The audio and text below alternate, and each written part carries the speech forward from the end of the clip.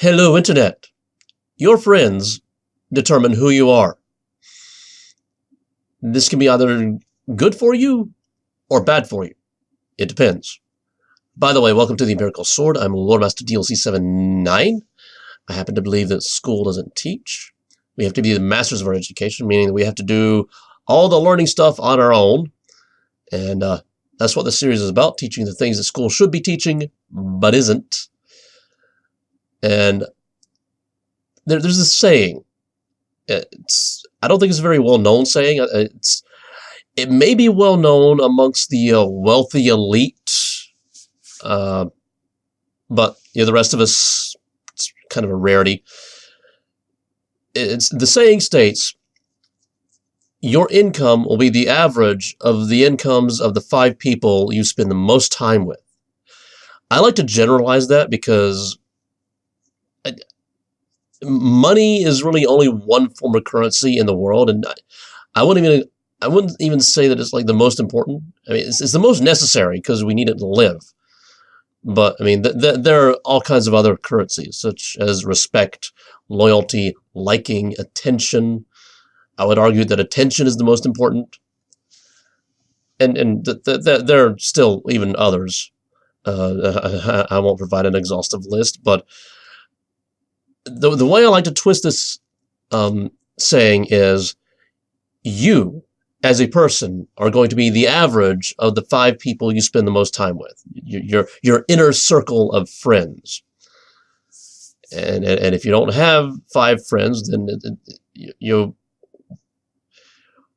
whatever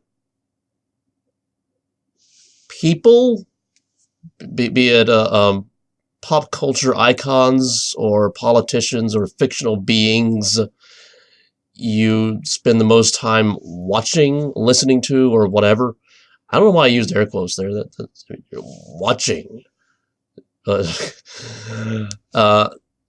point is, these people, their behaviors, their decisions, what they talk about, they're going to influence what you think about, what you talk about, what you do, and how you do it.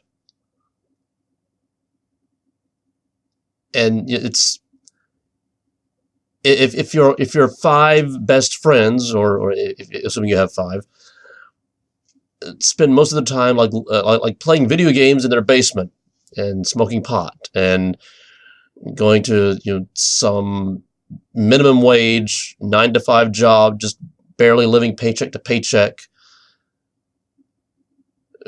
grinding for money so that they can spend their free time just relaxing and doing whatever.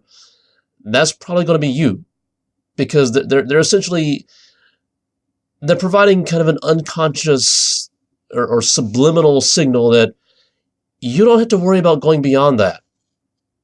That's good enough. But if your 5 friends are highly ambitious and upwardly mobile, that's a term from the 80s/90s,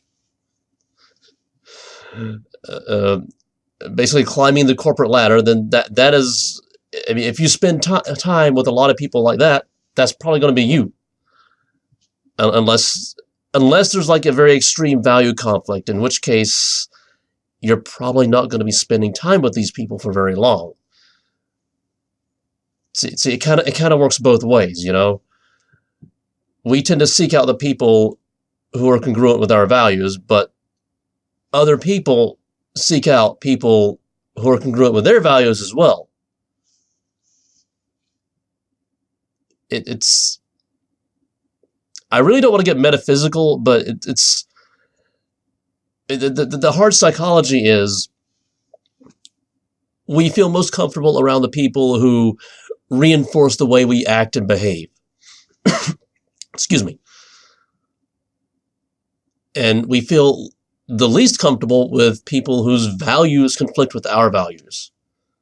So we spend more time with the people who unconsciously say it's okay for us to be ourselves.